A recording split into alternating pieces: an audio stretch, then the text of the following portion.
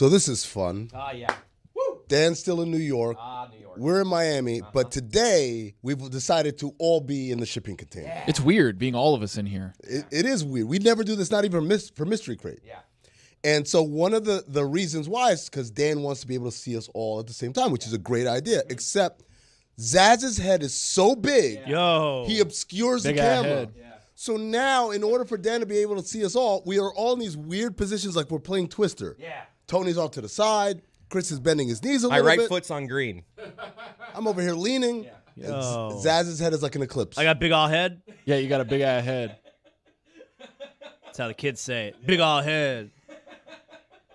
It's more A than an H there.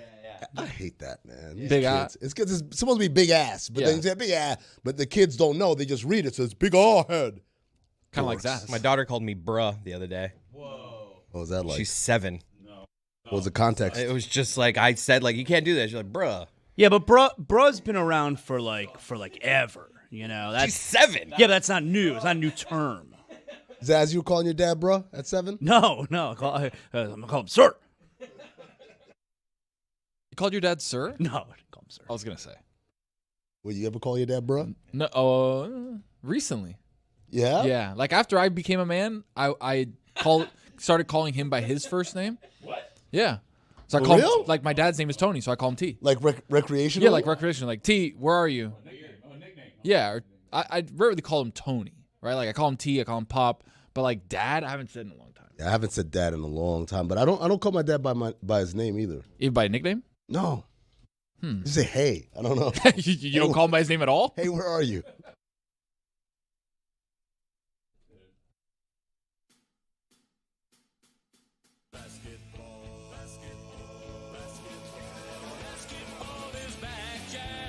Time for our favorite winter sport.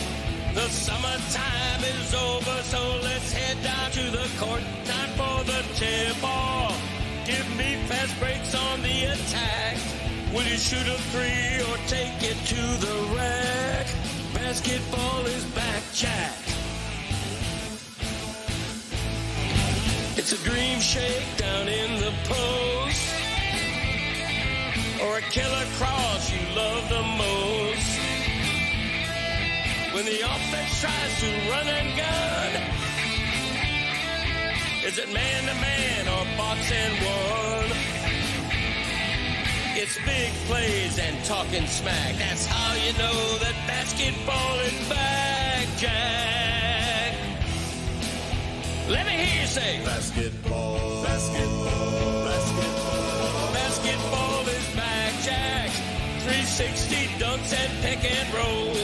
And we're gonna watch it every day till they raise the Larry O. Hard fouls and hook shots, a dagger three and hack a shack.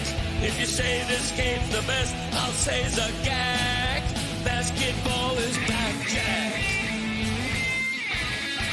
Basketball is back, Jack. Basketball is back.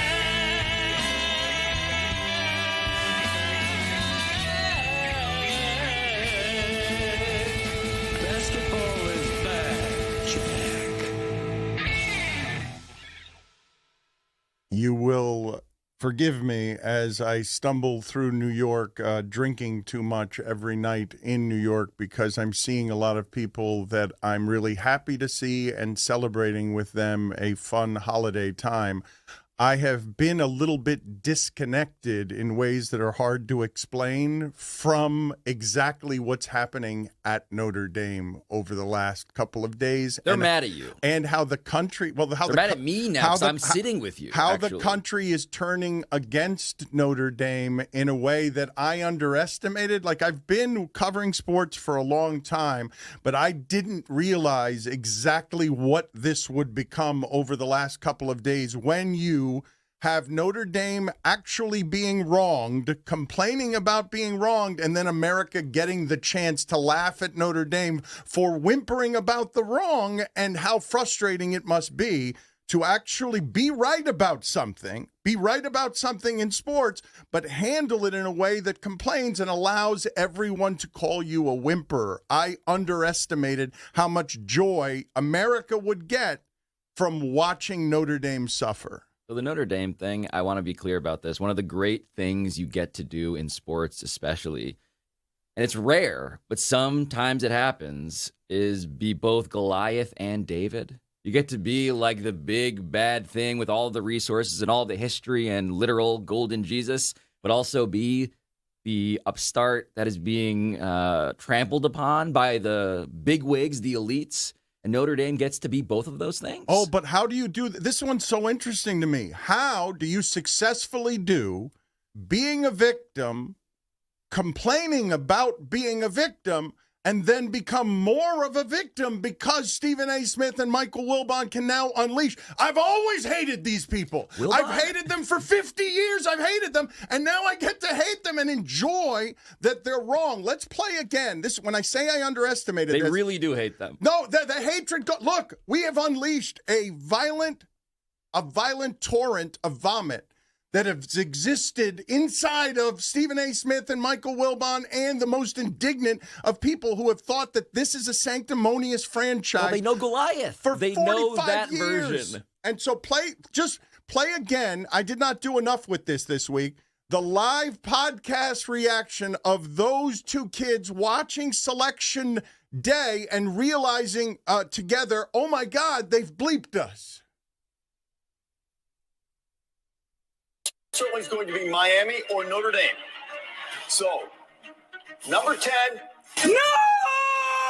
Miami. Are you shitting me? Without Saturday, Notre Dame had been ranked ahead of them. Are you kidding me? These are children. Zaslow? Okay, see, I'm glad that Amin just said that. Who cares that, first of all, they're not little kids, but they decided to go on a live video and stream their reaction to Notre Dame and Miami. And there are people in this shipping container right now, Dan, who think that we're doing something wrong by giving them exposure, by the way. Greatest moments of their lives, these kids. There's something wrong with... Amin, welcome to sports. This is how sports operates. You guys are acting like this is an officially sanctioned Notre Dame podcast. Like, these are just kids in a dorm room. I'm pretty sure the kid on the bottom was wearing a wedding ring. What are you guys doing to this? It's a promise ring. He's going to prom next week. Can we isolate? I swear I saw a wedding ring on the kid on the bottom. We're calling them kids. You got the winter social coming up. These kids are so happy that we played this. Best moment of their life getting airtime here. You're welcome, kids. Do you guys realize how rare it is, okay, to have a singular sound speak on behalf of the entire Notre Dame consistency? The entire generations of Notre Dame fans are being spoken for with this one sound Roy is playing. No! And Michael Wilbon and Stephen A. Smith have been waiting for 50 years to trounce on this sound. No! You're welcome, kids. No! I underestimated, Pablo, that America would enjoy this sound coming from this institution more than it coming from literally any other sports institution. No! I'm now realizing, what's happening here. And I'm glad Amin provides some element of pushback here because you guys fundamentally, Mike Ryan is not here today, but you guys fundamentally act like a super PAC for the U. And it's to the point where Mike Wilbon did text me yesterday. So Dan and I taped with Method Man yesterday. I don't know how Wilbon knew this. That's a lot of look at me Louie right there. Oh, here's more. Because Mike Wilbon, I had not told Wilbon that, but he texted, I don't know how he knew this. He texted me at 4:12 p.m. quote, "Stop with Method Man and let's see you go after Notre fucking Dame !"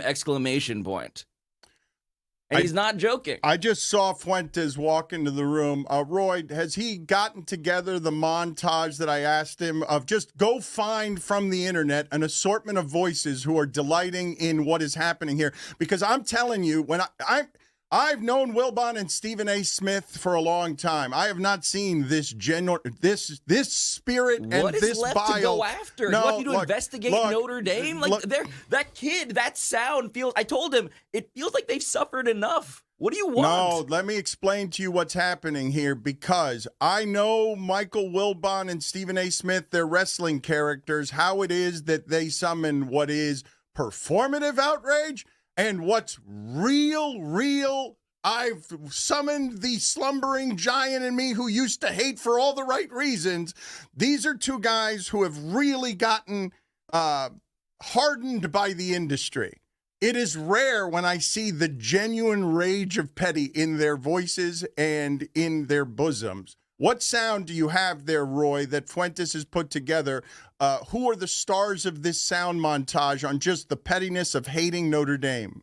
It's Wilbon, Stephen A., Colin Cowherd, and Paul Feinberg. And Dan, you're asking, he just came in here. He said, hey, guys, I got the montage ready. You should probably listen to it. Didn't have time to do that yet. Let's roll it. Put on your big boy pants, grow up, and accept accountability for the role you played. I'm glad they're home. I'm glad they're going nowhere. The crying from Notre Dame is, quite frankly, embarrassing. Notre Dame, stop whining. All of these other sports are involved with the ACC, except football. Oh, we want to keep those dollars for ourselves. How hypocritical is Notre Dame? Let me, the ACC, as long as I get my paycheck and then behave like this. And had they joined the ACC, which they, by the way, are a member of in every other sport, they would have played for the ACC championship game. They would be in the playoff today, and they wouldn't be a bunch of sniveling crybabies and really, quite frankly, in my opinion, the laughingstock of college football. You didn't have a strength of schedule. You had a stink of schedule. So here you are with your selfish asses. You're out there being an independent, and the one thing you can't control, you want to whine and moan about it because your team lost head up to Miami to open the season. Oh, yeah, they did play Miami. That's got a great defense, and they couldn't run the ball. Instead, they cried, they didn't get their way, and then they said, we're going home, we're taking our ball like a 5-year-old. Games in August counted. You wanted to play it, right? You went out there and played it, and you lost. Then you turn around, and you lose to Texas A&M. So you start off the season 0-2. Well, you won 10 straight, but who did you beat? Your storied victories was over Pittsburgh and USC. There's an APB out for both of those programs when it comes to the college football play. Ain't nobody thinking about them. I do hate them. Go ahead. Today more than ever. And I got reason. Preach. I just realized in listening to that, outside of Feinbaum, those other three guys don't actually care about college football. Can I just say they that just Colin love the Cowherd, content factory of Notre Dame. I can make fun of Notre Dame. Colin Cowherd has personally turned me into the biggest Notre Dame apologist that you will find on this show. He clearly was told by someone to say strength of schedule. You should say stench of schedule, and then messed it up and just said stink of schedule. That was a banger. Stink was better. Yeah, that was a banger, Pablo. What do you know? What do you know? It was very clearly a thing that was written a different way that then went to stink. This is just embarrassing. Pablo is so right about this, and you guys are so wrong that the rhythm of that, the poetry of it should have been strength of schedule. How about stench of schedule if you just want to make it terrible? But if you want to make it another level of terrible where all of you would go, that's a bar, just go to lowest common denominator, stink of schedule. That made me laugh out loud more than stench would. Shout out to Mark Slareth. What do you guys know about funny? Think of schedule. We wouldn't know about.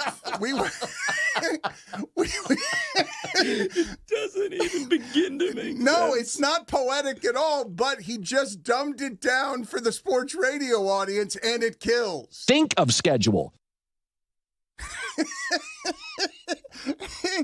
I really underestimated this. This happening to Notre Dame is better than Alabama. There is no dynasty in college football like Notre Dame for this particular thing. The idea that we have now gotten to, they've been wronged. We know this, but we get to laugh at them anyway. No! Alabama had like -5 rushing yards as a team, and everybody's just saying stink of schedule. Daz, how were they wronged? I don't understand. How was Notre Dame wronged? Go on. What do you mean? I mean, seriously, how were they wronged? Alabama is not. Look, I can make the argument very easily, okay, that Notre Dame's better than James Madison. That I don't need to see Mississippi against Did they win a conference Tulane. championship, Dan? I don't need to see. Look, Tulane won a conference championship and lost 45-10 the last time they played to Mississippi. There's no one on earth that's going to convince me that Notre Dame's not better than Tulane. Tulane shouldn't be playing against a team they've already lost to 45-10. I thought you were the one advocating for merit, Dan. They have no chance of winning the championship. Zero. Notre Dame has a chance. Tulane has 0% chance of winning the championship. They shouldn't be in this game. They're not among the best 12 teams. Chance. They lost 45-10 to Mississippi the last time they played. How'd Alabama do against Georgia? They have no chance either, Dan. They shouldn't be in either. Like, if I'm Notre Dame, I'm pissed that 5 different teams are in here. Notre Dame is so hated that the entire college football playoff committee has been bailed out. Like, everybody should be mad at them, and they were for like a second, and now clearly Notre Dame's the actual thing everyone's making fun of. What were you trying to say there, Amin? Now I'm rooting for Tulane so hard for the Cinderella run, so that your sound right there can be in the montage we do when Tulane wins it all. They lost 45-10 to Mississippi. If I'm Notre Dame and I'm watching, what James Madison, Tulane, like what? I said yesterday, and I think I have this right. Miami playing against Texas A&M with both teams having a chance at the championship seems to me like a different sport than Mississippi playing against Tulane. Like, it might as well be a different bracket of the playoffs because Mississippi and Tulane have so much less of a chance of winning the championship as either Miami and Texas A&M. And the reason I point out those two teams is because Notre Dame's looking at that game and saying we barely lost to both of those teams. That's the argument. But Zaz, what's the argument you're making on behalf of Notre Dame? I'm not making an argument on behalf of Notre Dame. Never. Notre Dame for the last couple of weeks, it's like a joke that Miami fans should be comparing themselves to Notre Dame, that Miami should be ranked ahead of them. And now, look at you now, all right? You know how Notre Dame got screwed just by them making this a TV product. Yeah, and that's they put Miami ahead of them for weeks for no reason. Yeah. So that is the one thing I think Notre Dame can legitimately And you know argue. how unlikable you got to be, this athletic Bavakwa, for this athletic director to go on all these channels and these stations and to say the things he's saying.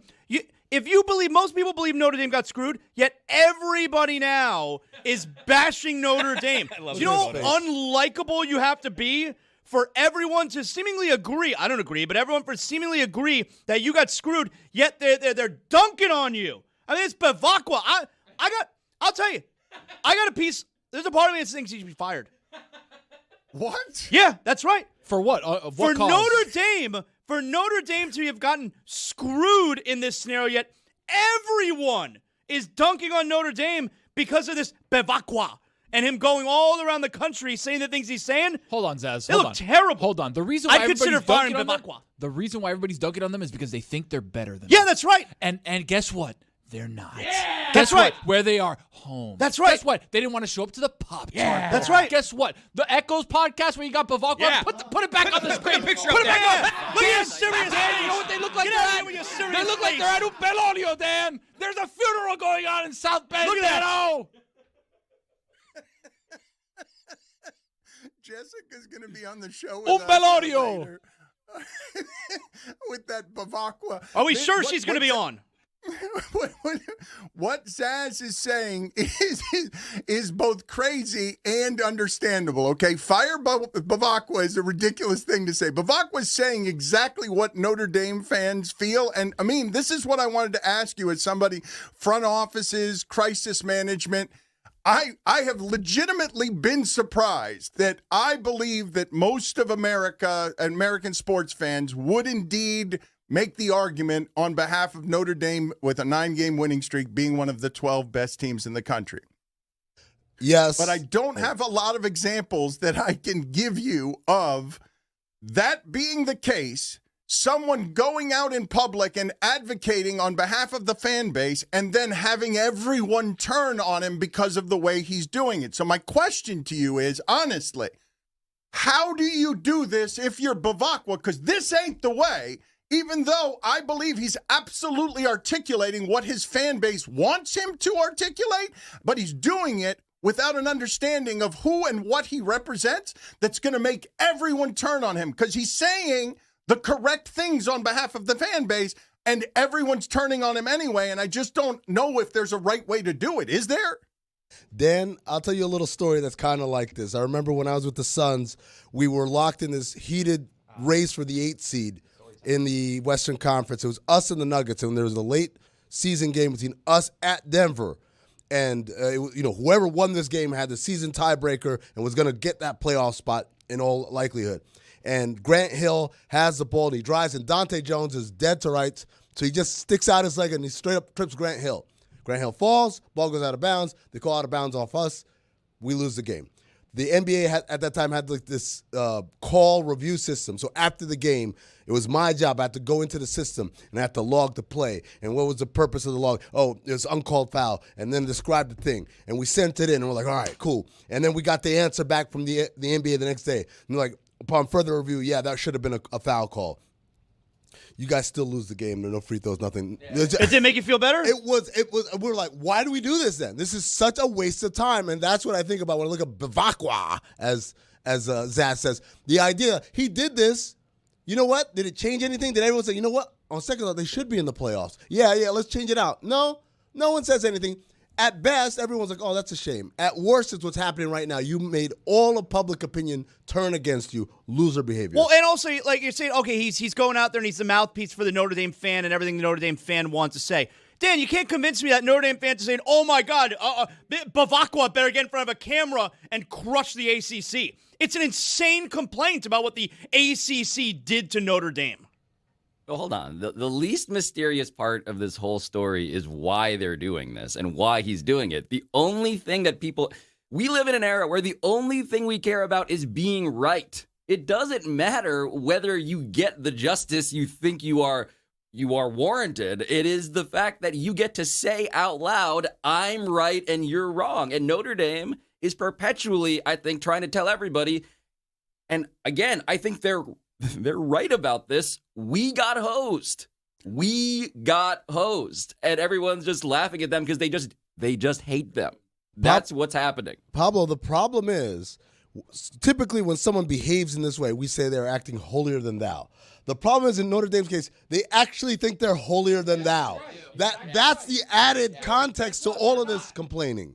It's great. That's what I just said. You hate him. You hate Notre Dame. That's what that is. It is so great, though, to have the endless cycle of content that comes from, we don't like Notre Dame because they think they're better than us. Wait a minute. Notre Dame thinks it now has a chance to remind us they are indeed better than you and you and you and all these other teams that are in the postseason. I want to ask, though, Amin, because I felt I'm not used to feeling your frailty, but I felt like you didn't have the confidence to say Bavakwa as well as Zaz said Bavakwa. So I'd like to have a Bavakwa off because I do believe that the way that Zaz has dismissed Bavakwa is more of a song than I've heard it's sung by anyone else in the media so far. So let's have a Bavakwa off, shall we? Got it. Zaz, you go first. Bavakwa. Bavakwa. Well, see, that's terrible, but not as terrible as what you did before when you just lacked confidence. Try it again. Bavakwa. No, not that. No. Bavakwa. Sing? I call him BVG. That's going to be best musical performance. Bavakwa.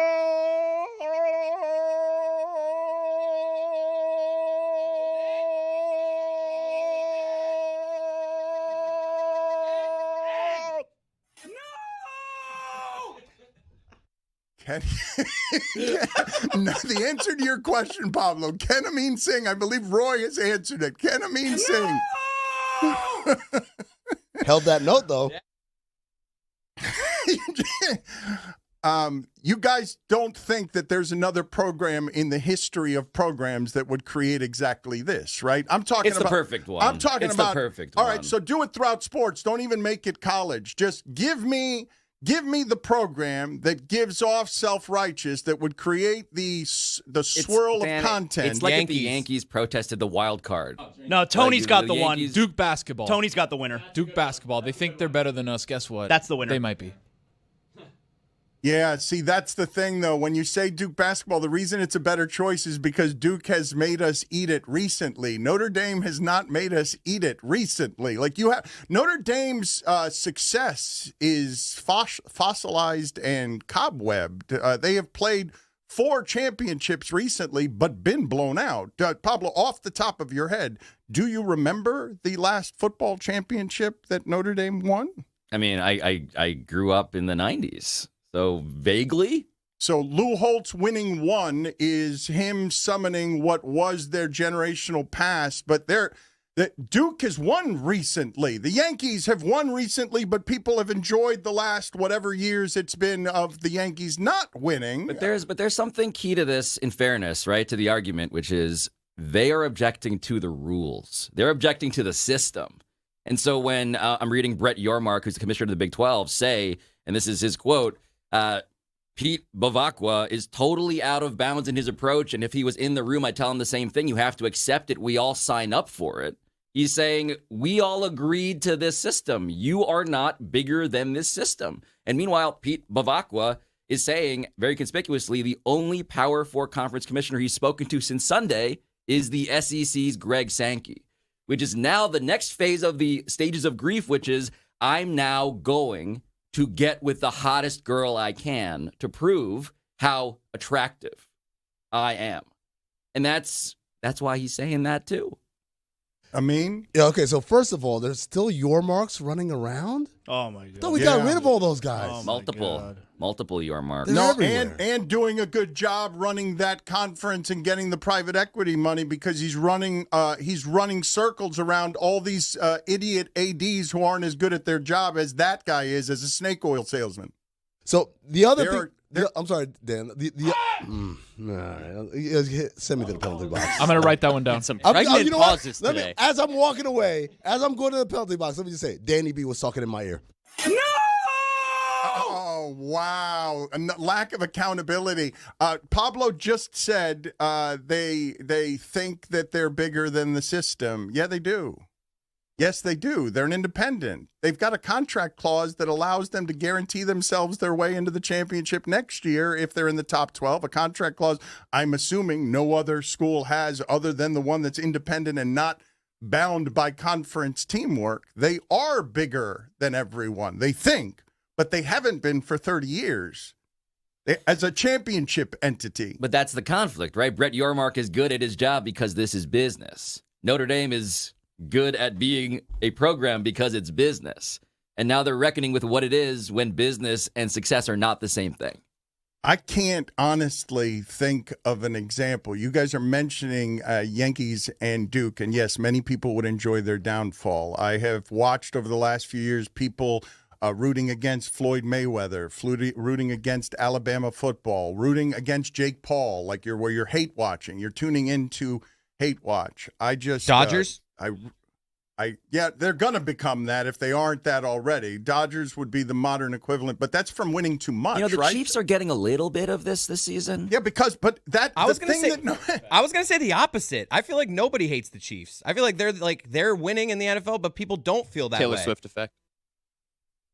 The excellence, though, what's funny about what you guys are saying is all of those are teams or places that you have rooted for to lose because they've won the championships recently or won too many of the championships recently. There are generations listening to this, plural, that can't remember the last time Notre Dame won a championship. For them to be behaving like they're better than the system when we all agree that the system stinks creates the unbelievable scenario where they are right to feel wronged and we have turned from complaining about the system to laughing at the people fucked by the system. It's rare to have the variable isolated so clearly. Everybody hates the College Football Playoff Committee. We all agreed upon that. And the thing we all are saying is we hate Notre Dame more. So let's just talk about that. It would have happened. You guys do realize that we were denied the scenario of all of this in America being directed at just Mike Ryan? All of this because people would have enjoyed this happening to Miami and then Miami complaining exactly this way. Because Mike Ryan would have stormed. No, he would have stormed that hotel like January 6th. Yes, it would have been. He would have stormed the Capitol. That's right. What was that? Grapevine, Texas, was the name of the city that he flew a plane over. Mike Ryan would have been dressed as a Sherpa, walking around with a QAnon shaman. QAnon shamaned it. You guys do realize, right, that we almost got all of America feeling this way about just Mike Ryan, because Miami would have gotten this same thing for complaining about this based on just being obnoxious Miami. We were all rooting for that for content purposes, right? Like when you saw Alabama get purposes. 9, you're just like, please. I'm rooting for Miami, but then, are disgusting. Dude, I was like, I wanted Miami to bubble just for the content. No, man. Just for the content. Why would you? You're a nuts man. You're a It would have been great.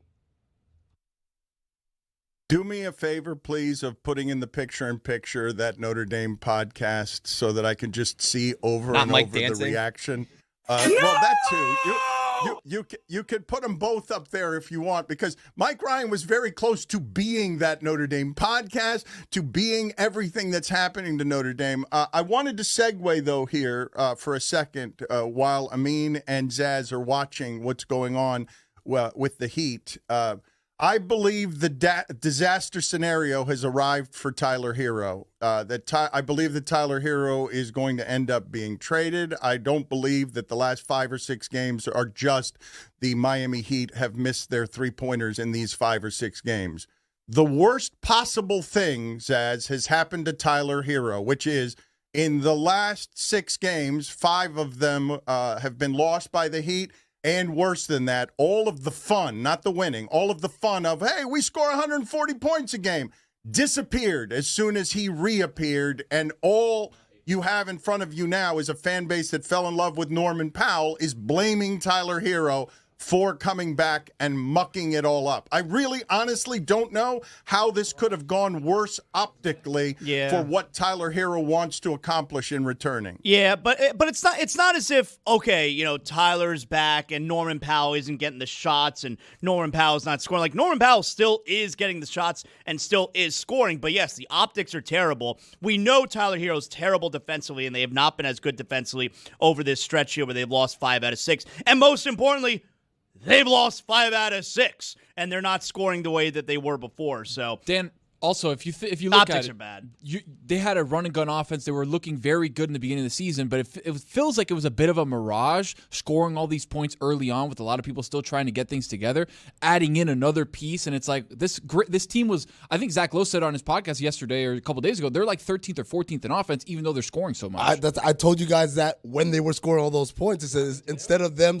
Everyone's like, oh, my God, this is the best offense in the league. I'm like, not really. But they were great defensively. They were great defensively. That was fact. But the offense was always slightly above average. And so what's happened is a couple of things. Number one is that doesn't really carry you. As we've talked about the last few years, at some point you need someone who can just score. And they're not hitting threes anymore. Number two, and this is more important, Norm Powell talked about this.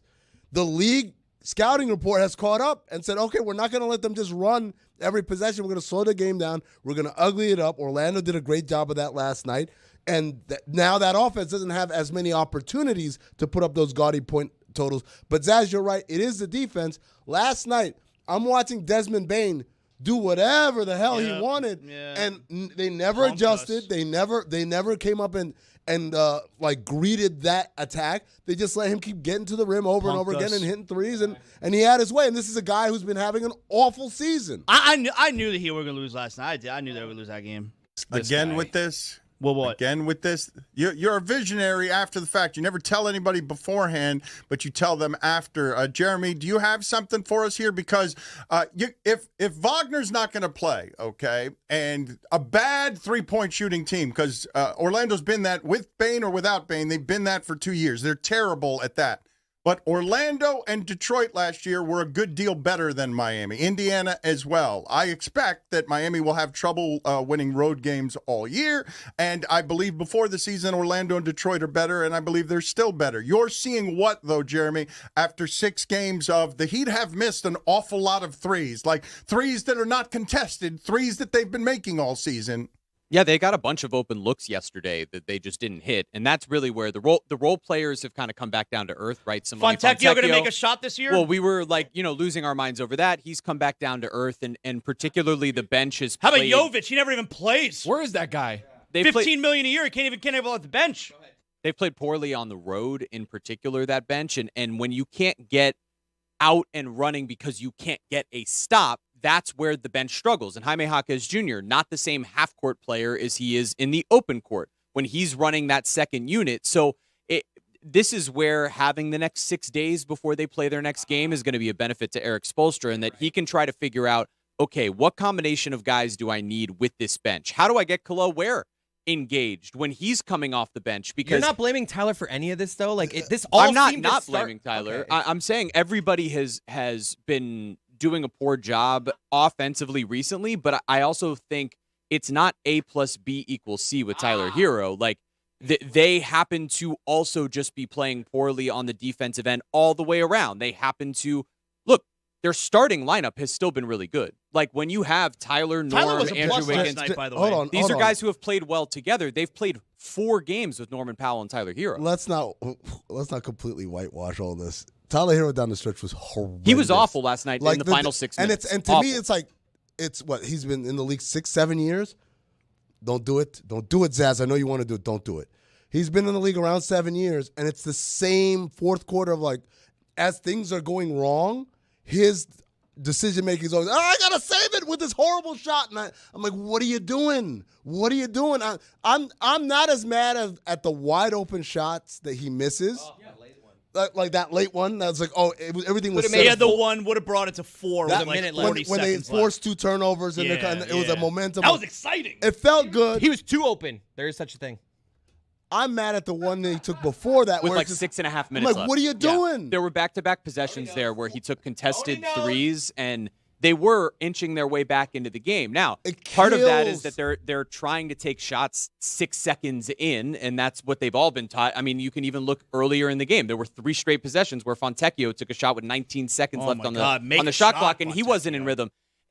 Watching these guys try to figure out how to counter the counter from these defenses that are now pushing up past the 3-point line, it's an adjustment for them, and their bench has really, really struggled because now you have a disjointed unit where you don't have Jovic playing. You have Jaquez running everything. You have Pelle Larsson in particular, who really has fit better with the starting unit. This is going to be up to Erik Spoelstra to figure out what combinations now work as you probably shrink the rotation. I mean, think about what you just said, though, as well, Jeremy. Like, the bench has been struggling so much, and you're right about that. And Jovic, who they just gave $45 million to, Spo doesn't even look down there and say, hey, Nico, you're in. Not once. Put it on the poll, please, at Le Batard Show. Is Fontecchio going to make a shot? I don't feel good about that as analysis 25 games in that the nation isn't going to laugh at when it comes to Heat basketball. Is Fontecchio going to make a shot? Also put it on the poll. He's too open. That's a thing. Yes or no? It is a thing. No, he's right about that. Chris Cody said that as if like it was a walk-off. He's too open. Where the things that are happening with the Heat, I mean, and this requires, I believe, some of your expertise on what Bill Simmons calls the Ewing theory, right? The better player goes out, Patrick Ewing goes out, and for a while, the Knicks play a little bit better. The thing that's not disputable, I mean, we can talk about all of their pace, but the Heat are a mediocre offense that plays fast, but their efficiencies have been 13, 14, 15 all season. What they've been is the top 3 defense in the league, and you lose defense when you add Herro. That's empirically so. Dan, the problem is, again, this isn't fantasy basketball or a simulation or 2K. In a perfect world, yeah, I would break up some of these people. I would not have some of these combinations playing, particularly in the starting lineup. The problem is, how do you tell Tyler Herro, I think you might be better off playing with a bench unit?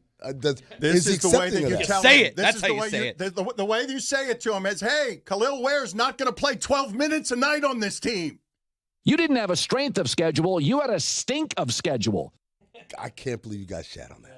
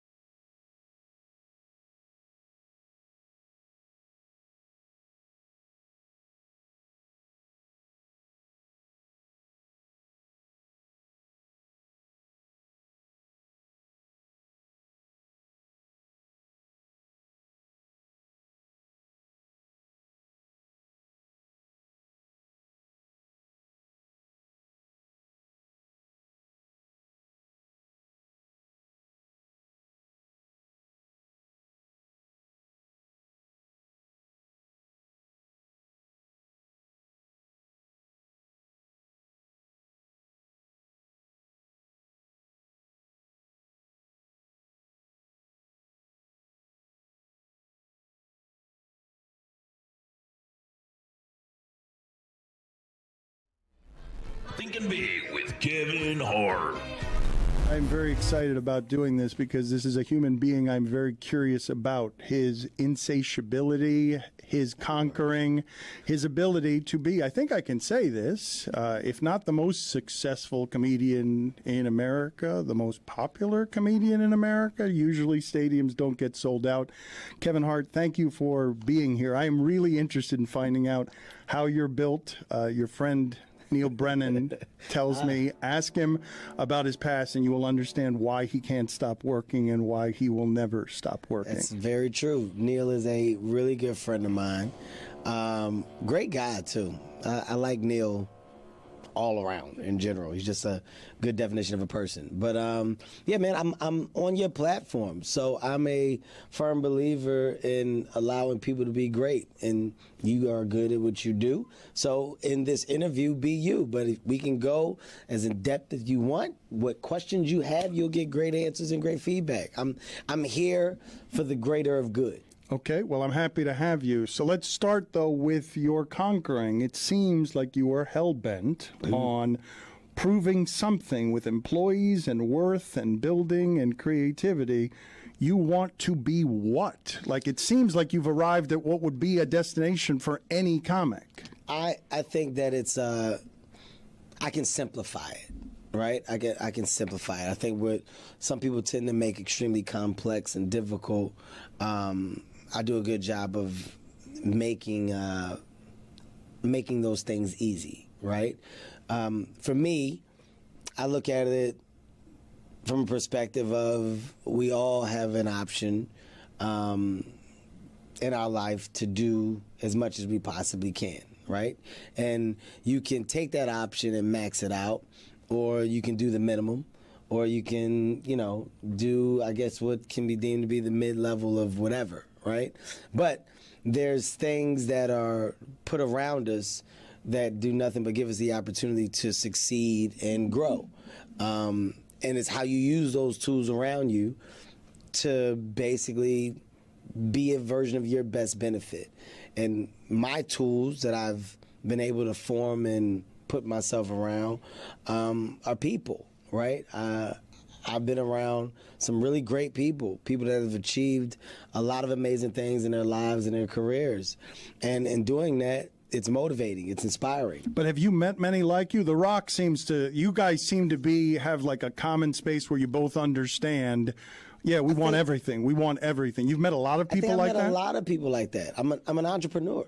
Right? So an entrepreneur, businessman, a mogul, whatever you want to define it as, there's people that have multiple layers. There's people that want to do a lot of things. There's people that do a lot of things. There's a lot of companies that have been developed to basically now act in a space because of their now ecosystem. They're able to do so much, right? Like the bandwidth of one thing is no longer just the one. It's, look at Amazon, look at Disney, look at these companies that have a multi-layered system, right? It's an amusement park, but then we do animation, and the animation has went into television, and now we are going out of this into experience, and experience, it's also an activation of experiential. Well, that's somebody that keeps compounding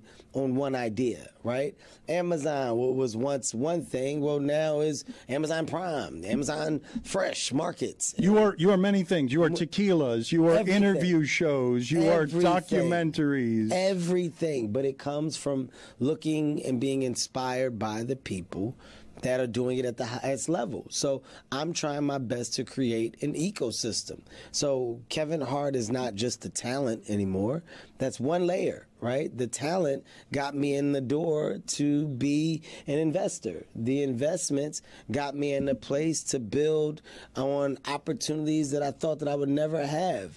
I have a fast food plant-based restaurant. I have a tequila. I'm in the space of health and wellness. I have my plant-based protein to my vitamins, to my gummies. That's in Vita Hustle. Like, you have athleisure. leisure, that's in Fabletics, and men. Like, these are all owned entities. These aren't like ambassador roles, right? How many employees do you have in that ecosystem? Right now, my ecosystem, I'm probably somewhere around like 220, maybe. Like between, if I were to go through Heart House, Grand Cormino, Heartbeat Ventures,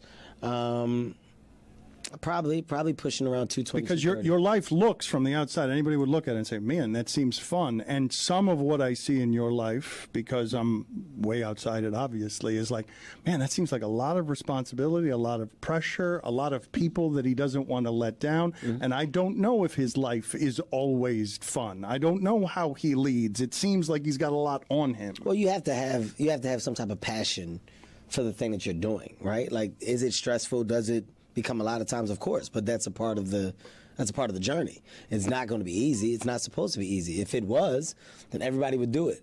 So I think the separation within the opportunity and individuals come from those that can take on the task.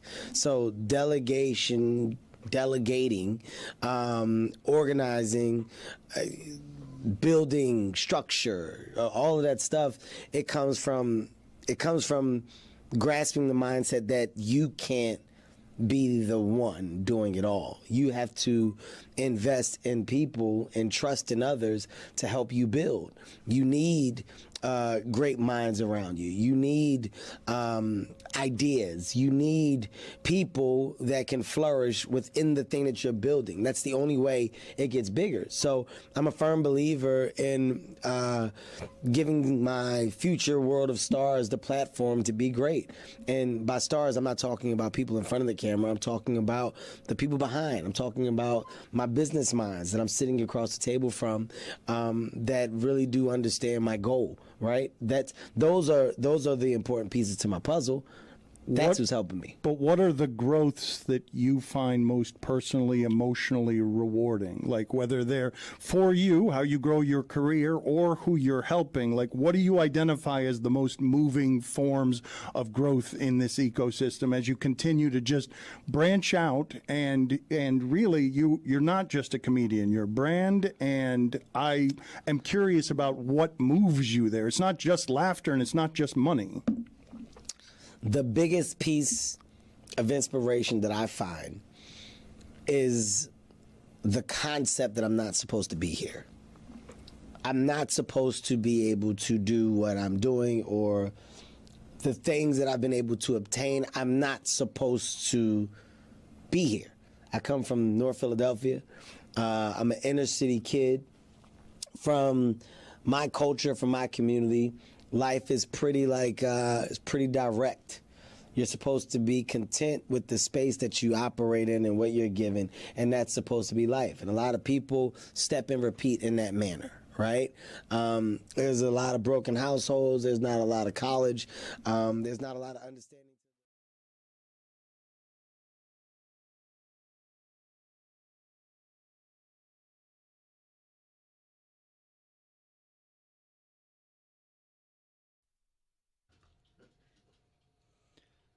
This episode of the Dan Le Batard Show is presented by DraftKings. DraftKings, the crown is yours. There are a lot of things that I want to get to here. So, Roy, please get me the useless sound montage and please get me boldest take, because in an hour, Nick Wright is going to show up here and he's going to show up face to face with what he is calling his nemesis, Pablo Torre. He's got a series of objections that he has made publicly about Pablo Torre. He's been banned from the studio by me. But I guess you're the only person at this company who can trump my ability to ban someone from this room. You have banned him? He's banned? I didn't realize he was. I didn't realize that I was banned. I didn't realize I was accidentally overstepping a ban. So I didn't even ask you. You did not. And this is how I'm learning. Okay, I'm sorry that I didn't ask you. This is your. Well, it is. I guess it's our property. Ooh, it's property off. Property off. Dan, it's your property. It absolutely is. Yeah, it's your show. Pablo's there a lot. I'd fight for Pablo having some of that but Dan's in the communist green. It's Dan is sitting in my, you know, Chris, how you have like a groove in a chair over time, like your butt is that Dan's sitting in my groove. Changed forever, that chair. Ruined. What did you guys do? Wait a minute. You guys are back to the weight jokes. The feature I know that is best of the last Greg Cody show featuring Greg Cody is him calling me and insulting me. I won't spoil it, but they celebrated their 300th show by making their 300th fat joke at my expense. Like we were celebrating the number 3. Yeah, Dan, we were celebrating the number 300. And what was it? What was the? I feel like we can spoil this, Dan. Is it Dan's I feel weight? like we can spoil this. We were just celebrating the number 300 in any way possible. My dad had a bunch of facts, sports facts about 300, all these different things. And then, of course, we wanted to talk to our most famous 300-pound guest. Wow. So we had Dan on. God damn. I mean, I get it. This is coming from the people who enjoy the makers of the stink of schedule. You guys need to do better than this. You've done 300 shows, and the best joke you can make is it's our 300th show. Let's call Dan. He's 300 pounds. That's right. Best. That's the best. That's the comedy. Best you guys can do. That's comedy. Per Ken Rosenthal, veteran Colorado pitcher Jimmy for the Hergert love of intends to God. enter spring training as a starter, a league source said. I'm not going to do it. Nick Wright is going to be here, and I'm sorry, I did not know I was lifting a ban. I remember the ban. I didn't think it was serious. Is this going to be tension? Are we going to have tension in here? I don't know. Okay. I mean, to be clear, I banned him because he started complaining about how we weren't respectful enough to him the last time he was on my show. And so he got banned, and we'll find out. All right, we'll find out together. I'm actually looking forward to that. I'm not. Let me go to the boldest take hotline. It's been very uneven, Roy. I don't know how we feel exactly about. We feel the last great about couple it, of Dan. weeks. No, see, you guys keep doing this. Look, I hope that the sponsors are aligned with what it is that we're doing, and I hope they understand that they can sponsor things that are terrible, and we can enjoy things that are terrible together with our sponsors. The boldest take hotline reminds me that our text machine and our callers were the best this industry has ever had in terms of a creative community competing against each other to be funny.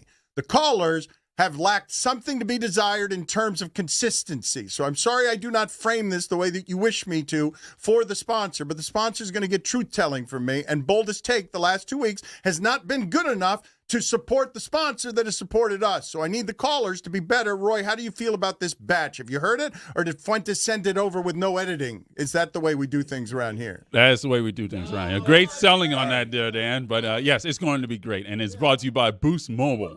Boost Mobile Boldest Take is presented by Boost Mobile, the newest 5G network in the country. You can call in at 305-486-4689. Hi, this is Russell from Wisconsin again. My bold take this week is that tongs should be called hot dog pliers. Todd Bowles looks like an angry Raheem Morris. Jacoby Brissett is the Joe Flacco of Teddy Bridgewater's. If Mr. Potato Head originated in Idaho, it would look like Zaslow. Jackson, Smith, and Jigba as 3 last names. Manny Diaz looks like David Sampson and Donald Trump Jr. had a love child. Replace hog with skin flute. Male pizza has eyes at the crust. Female pizza has eyes at the point. Also, Nazi Muhammad has a kid playing D1 college basketball. If you're going to call Fernando Mendoza the Cuban Kirk Cousins, you should call him Kirk Primo. Limited bake, Jessica Smetana.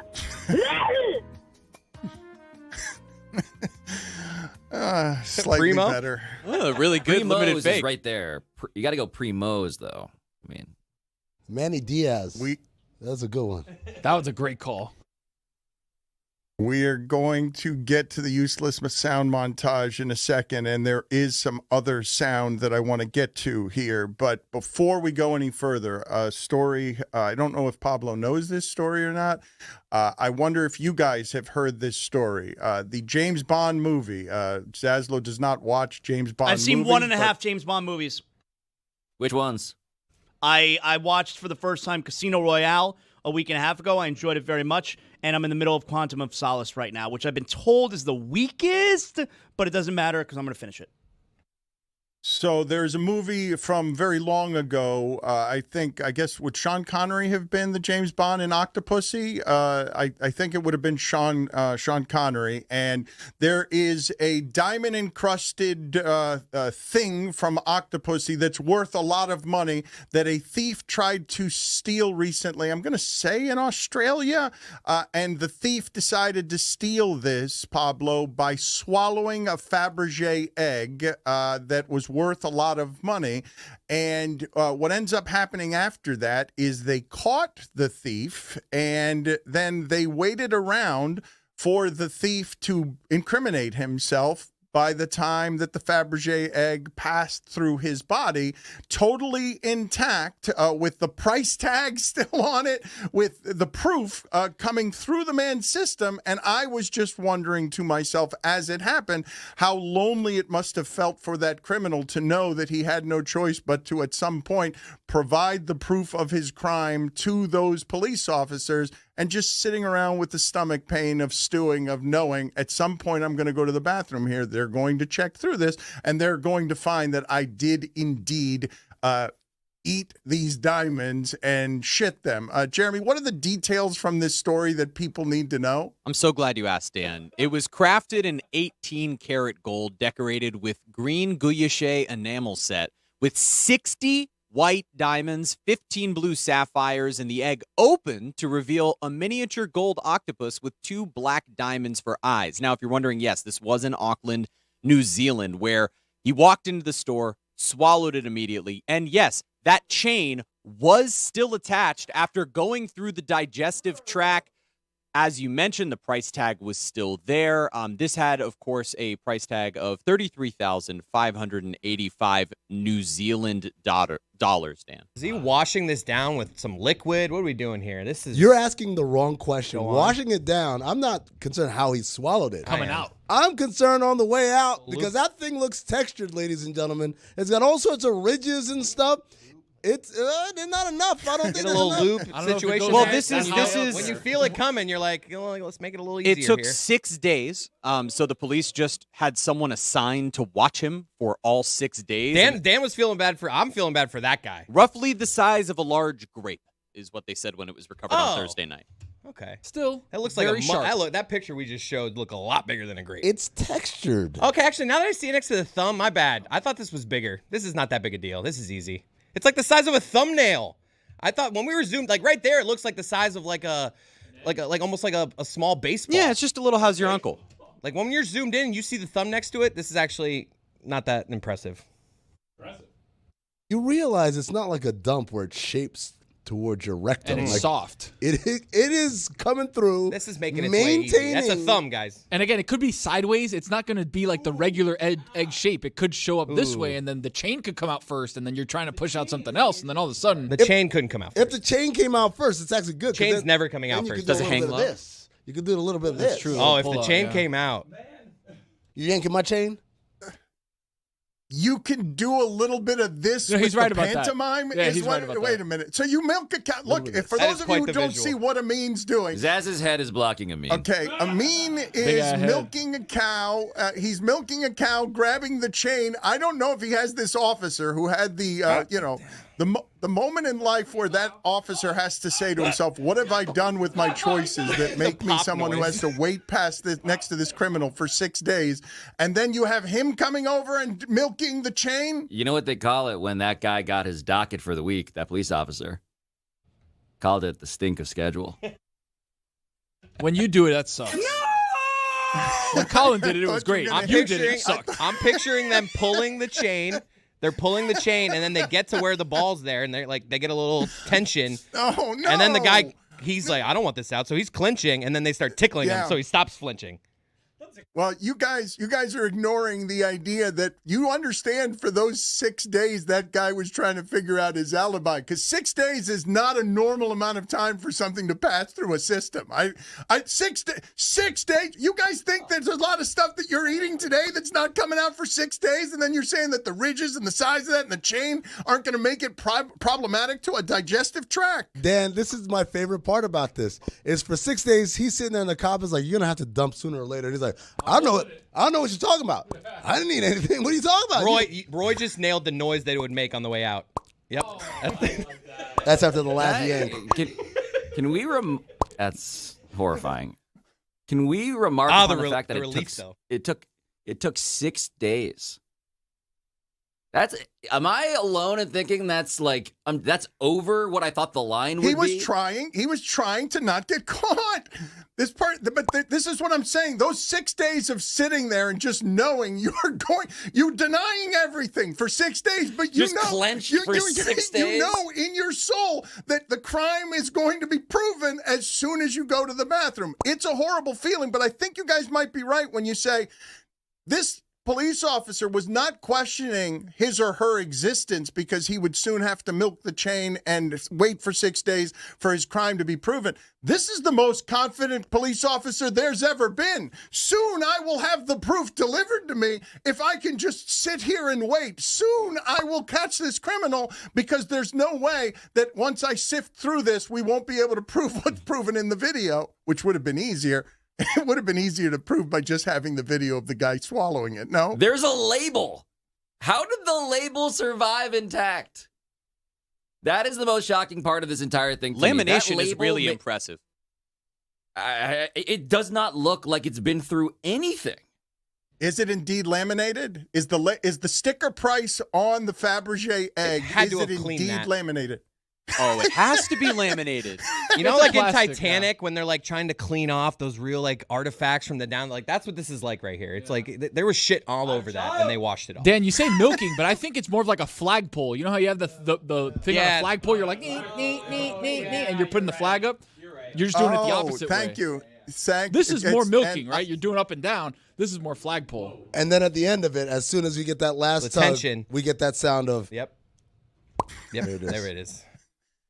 I actually thought that it was a little more like Amin was trying to climb a rope in gym class, and he was trying to get up a bit of a. You got to use your legs for that one, though, Dan. Did you guys? This increases the resale value, right? Like the price that it went in is not the price that it is coming out. That's a good question. Now you've got a great story behind beyond. Like guess what this is? Beyond, I say, gesturing to my wife's neck. Beyond the behind. Yes, I mean. Now we know what kind of rich person Pablo is, right? It's like, I'll pay you double for it if you eat it first. And then 6 days later, keep the label. I didn't want it before, but now that it has the story, can you imagine being at a cocktail party and your wife's wearing it around her neck and you're like, look, there's one part of this story that makes it interesting, but it's the next part of this story that you're really going to want to hear. Dan, your next bet with Nick Wright, loser buys the egg. Yeah, it's only $19,000, Dan. That's even less than a white Corvette. No, it's worth more than that now, according to Pablo, because he's one of these rich freaks who likes the things to go up in value based on the story involved. Are you guys thinking now that it is official? Because I mentioned yesterday that the Philip Rivers is working out for the Colts story is the rare sports story that I saw being just shared with a number of my friends, because there's something about Philip Rivers and Philip Rivers' age, that he's got so many children, that made it a both funny story but also an interesting story, because the AFC is wide open and the Colts traded for Sauce Gardner as if they thought they were a piece away. So Philip Rivers is being brought in. Are you guys expecting Philip Rivers to play for the Colts? Are you guys expecting Philip Rivers within the next week or two to be something that heads into the playoffs looking to play against the Houston Texans after not playing for 5 years? 100%. 100%. I mean, Dan, he signed to a practice squad right now, and I mean that's just a formality. Like, learn all the plays, get used to the language. He'll probably start not this coming weekend, but like next weekend. You're not bringing that circus in so that he could just be on the practice squad and back up. And he's probably not coming out of retirement just to be the backup. I'm sure he got a guarantee. He went in, he worked out. We like what we see. Do you guarantee I'll be the starter when I'm ready? Yes, we do. Okay, let's do it. Is the state of quarterbacking in that sport so pathetic? Justin Herbert is hurt. He wins with a 150-yard game. They can't protect him. Alt is hurt. The best teams in that sport are limping to the finish line, as all football teams do at the end of a season because of how hard a football season is. We're always ready for the Tyrod Taylor experience at any point in the season because all of these quarterbacks get hurt, even though the rules are meant to protect them. Is the AFC so wide open that anyone listening to this believes that the Patriots, with the offensive lineman being hurt, with the Jacksonville Jags being someone you do not trust, with Josh Allen being a super unique player you don't trust, even though he's got 24 games with 4+ touchdowns, and the next closest person is not within 9 of him? People don't believe that Josh Allen's going to win the title this year, even though it's all set up for him to win the title this year. Is there the belief among the people listening to this that Phillip Rivers is a name that I don't care he hasn't played in 5 years? I believe the Colts still have a chance with him. Well, listen, the Colts also, their first rounder belongs to the Jets. So the entire incentive for this season is we need to maximize what this season is. We are actually incentivized to do everything possible, however desperately, to make sure that we have the best record possible in the regular season. And so then the next question is when you hear a quote like this, and this is from a team source quoted by ESPN.com, you get a sense of, I suppose, how desperate things are. Quote, options out there are slim. He knows the system, so why not? What the heck?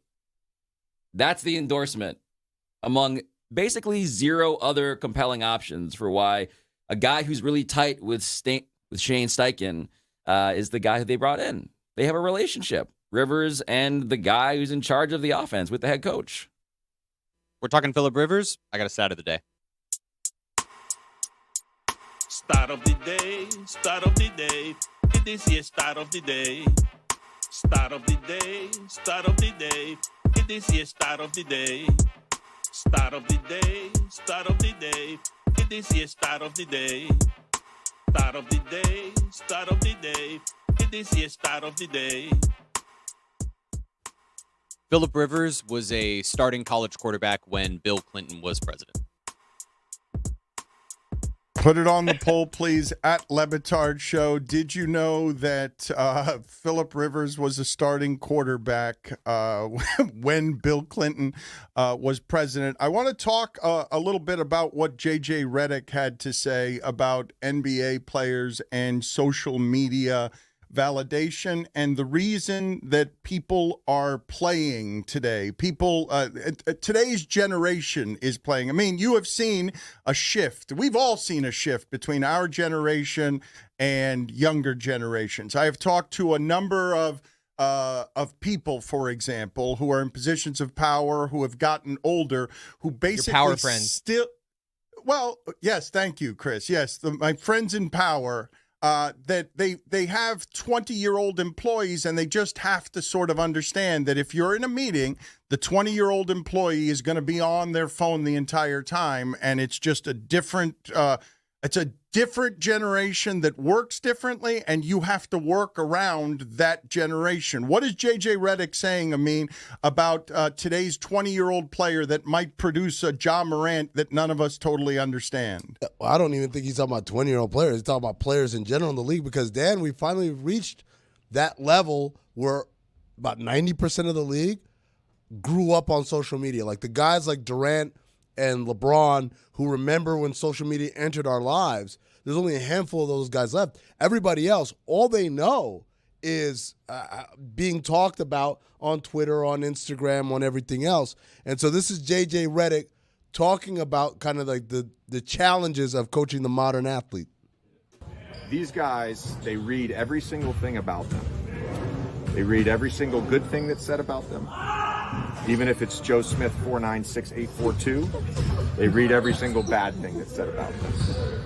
And so what has happened, I think, is guys now just value, did I play well or did I play poorly? And I'm going to feel really good if I played well because all these people are going to say nice things about me. And if I play poorly, I'm going to feel really bad because all these people are going to say really bad things about me. And so getting guys to neutral and consistency every single day has just become incredibly difficult in our league.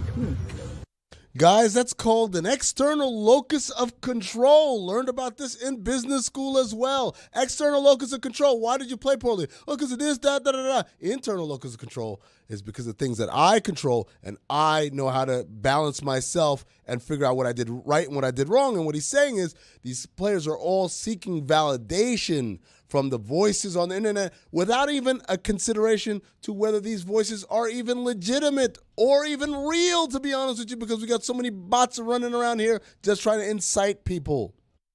But I mean, the word that I've talked to you about before, which I think is the most underrated and should be classified as like the lens we see everything through in sports and in business, is incentives. And I think we're living at this strange moment where it's not merely that your mentions and your social media stuff is psychologically compelling. It's also money. It's also a thing you can justify as being very important to your brand. To connect a couple of stories here, connect the Notre Dame stuff and like why are they mad, to connect a bit of the aspiration side of this. I mean, if I can do a little bit of the Clippers stuff with you for a second, as someone who's on the show in this studio, typically when we talk about it, I thought it was fascinating that we're entering this part of sports that feels like actually winning games is not so much the point, in a way that makes me feel very old. Like I saw Lawrence Frank, the president of basketball operations, and Ty Lue, the head coach of the Clippers, basically being told, according to the reporting, that they're getting extensions amid the worst season in memory. And I'm thinking, why would you do that when the record is so bad, when the wins on the floor are not coming? And I think about this when I think about Lane Kiffin leaving Ole Miss for LSU before the playoff, when like the wins were supposed to be the point. I think about it when we were just talking about draft picks and tanking for draft picks. The wins in the actual arena are not the point. I think about this when we talk about the gambling scandal, right? Where there are self-interest, there is money that is motivating people to care about other stuff outside of the actual wins, which are, of course, the entire point of the games. It just feels like we've gotten to a point in sports where winning actually is undervalued. And it's social media, it's sports gambling, it's, frankly, side deals with executives that are serving purposes that are not actually to the good of the team. Okay, so I'm going to disagree with you wholeheartedly on a lot of what you just said, right? And first and foremost is that this is like an old person versus young person thing, because teams tank for Hakeem Olajuwon and for Patrick Ewing, and like that, like tanking for that purpose has existed for as long as we had a draft. And the reason why is because, not because just to say, oh, that was the goal. The goal is to get one of those guys who will then represent many, many wins in your future. So it's these short-term sacrifice versus a long-term gain. In the case of the Clippers, I would say that's still an anomaly. The idea of a coach getting extended despite having a tough season, that's still not the case across most major sports. We can, and it's actually almost silly that it's the opposite, which is, wait, we know you're a good coach. We know you know what you're talking about, but we're losing, and I need to blame somebody. You got to go. So Ty Lue is one of the best coaches in the league. The Clippers know that. By logic, they should want him around. But we've been conditioned that, to foolishly have to hold, quote-unquote, someone accountable. Lawrence Frank is a different story, because you could argue a lot of the issues they're into right now are in part because of his decision-making. But again, I would imagine that the Clippers right now are trying to present a united front against what they consider to be an assault on their character and all that. When you talk about everybody else, right, Lane Kiffin or all these other things, the incentive has never changed, because you know what the number one incentive is, Pablo? It's money. It's always been money. It's never been anything but money. And anybody who tries to romanticize it is kind of living in a Pollyannic existence. The reality is money's always the number one thing. Now, the part where it's different, where it is true, old people versus new people, is the idea of the importance of social media, the importance of random strangers' opinions to not only my success or failure, but my well-being, my mental health. That's the part that we haven't had before. Because I was thinking about this when I was listening to JJ Redick talk. Back in the day, guys didn't even read the papers. They wouldn't know what was said about them unless someone brought it to them. And now you've got guys at halftime and immediately after a game is over. We're talking here. Who checks their phone during a meeting? Man, their players, literally coaches talking. They're on their phone checking what people are saying about them on Twitter. That's real, and that's happening, and that's something that's never existed before. Pollyannic existence. You know, I had to bring up the game, you know, because Dan thinks there's only one Harvard guy around, but, you know. I think it's Pollyanna-ish. You know what? I remixed it. That's why I called him out. I knew that. Ouch. I do think, though, the conflict of interest is unprecedented in terms of just like, what are the things that you think as a sports fan people care about, and what's the thing they really care about? Money has always been the story. I just think sports right now is more naked, Dan, in terms of just saying, yeah, look, Lane Kiffin had to go, even though he's about to compete in the postseason, which is the entire point. Or in this case, yeah, of course we got to keep our executives because they're good for what we want as a team, even though they are losing on the floor.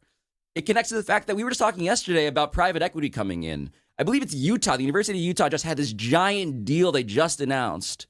I believe, fact check that for me, Jeremy, if it's Utah, where it's private equity coming in. And the thing I want to warn people about is that you think that the promise is these private equity investors will put their money in because they think that you get more money when you win. And my point here is that money and winning are actually disconnected in ways that are more obvious than ever. And that point is why there's a conflict of interest with the big business that is more nakedly running sports in a completely unregulated way. You know what's funny, Pablo? People always think about Donald Sterling. Obviously, he was an awful person, but like, oh, he ran the Clippers into the ground. They always made money. He ran it super cheap, and it proved that, like, if you want to make money, there's a way to do this. It has nothing to do with winning or success. I would like to segue from what it is that we're talking about here to yet more useless sound. We have not gotten to this. It takes a long time, right? It's been hard to replace Billy. Even Billy struggled with getting and gathering all of the useless press conference sound from all of the useless football played on Sunday. But we finally got curated the best 2.5 minutes that we've got from this week's useless sound. Hit it, Roy.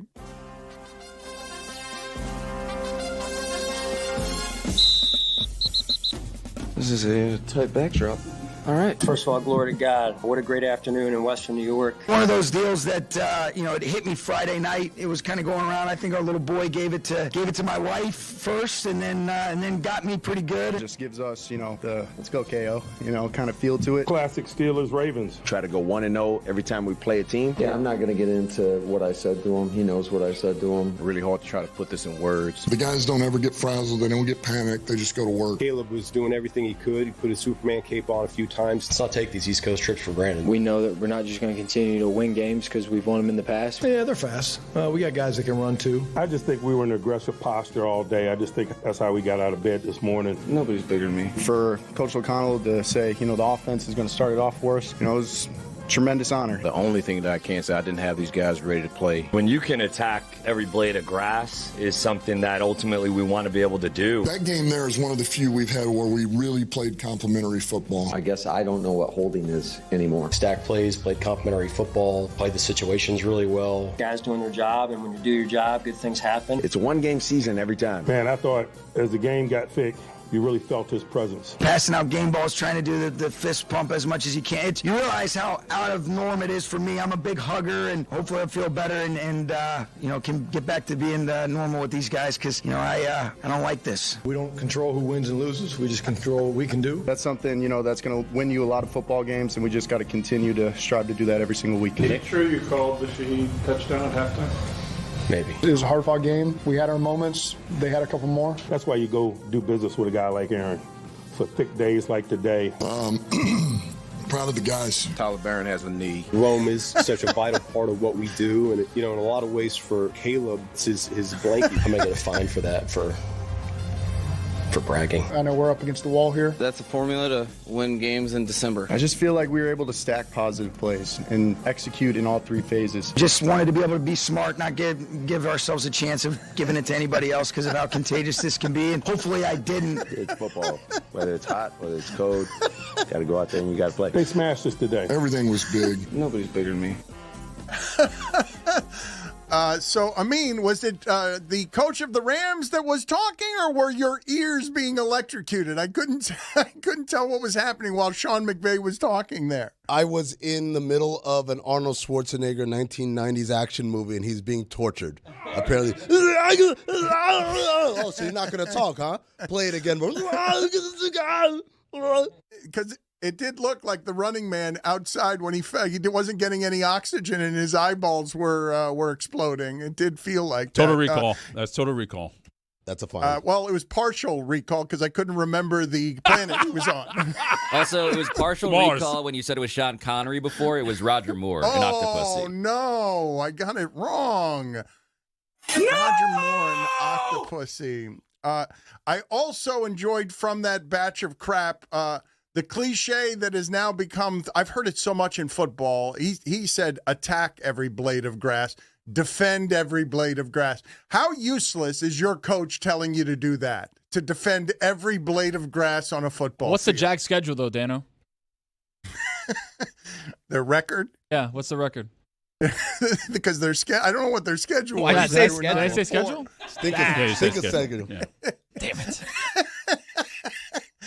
You want me to leave? Can you tell me What's their schedule? No, that's I don't have anyone in the other room to give you a penalty, so you'll skate on. I that ran in one. there earlier to hit stop talking for Jeremy, but he stopped before I got in there. Yo, what the fuck? All right, go in there and kick. Go into the other studio and press the delayed penalty that kicks Tony out for not speaking for 27 minutes and then saying, "What's the Jags schedule?" to me.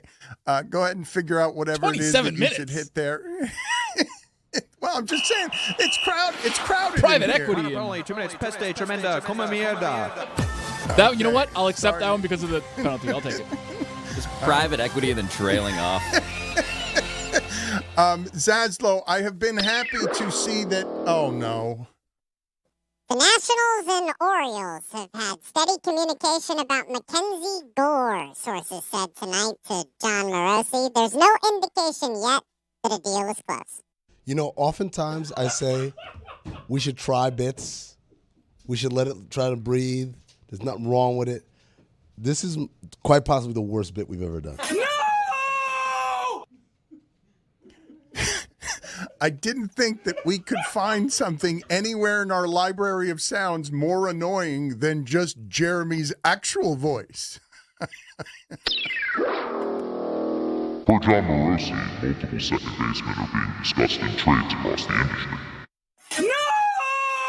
No, I'd be okay with that, I think. I think I'd like that. Okay, if you want to give baseball updates the rest of the show in that voice, I'll allow it. I miss Brown, Jeremy. The Brown Man Group. That joke didn't get enough credit. That joke deserved more credit than it got. But I've been happy here to see Max Kellerman's return to media. The media has been a lesser place because the sports media, because it has not had Max Kellerman's intellect around it. But I was surprised by the choice he made. 2 years of silence, being paid for by ESPN, running the risk of disappearing, and then coming back, not surprisingly, with a splash, boxing, Netflix, but teaming up with Rich Paul as his next media endeavor. Zaslow, what is the substance of what Rich Paul said? Was this the first podcast that he did with Max Kellerman? They're now going to be doing this. I don't know regularly. If it's the first, but this is the first clips that I've seen, and I don't know. It caught my attention. So Rich Paul is with Max Kellerman, and you know the Lakers. I don't know if you're aware, Dan. Lakers are having a really good season. All right. The Lakers are second in the Western Conference right now. They play the Spurs tonight. You know about that NBA Cup, Dan? Don't care. Okay. Well, they've been in the NBA Cup tonight. They're 17-6 on the season. They're second in the Western Conference. By all accounts, they're one of the great surprises of the league so far this year. So listen to what Rich Paul had to say here. And he just flat out telling Max Kellerman, Lakers are not contenders.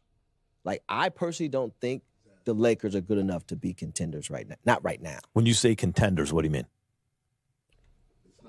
I don't think they have enough to get to the Western Conference final. I don't think they have enough to get to really. So that's Game Over with Max Kellerman and Rich Paul. It's their podcast, their co-host. It's called Game Over.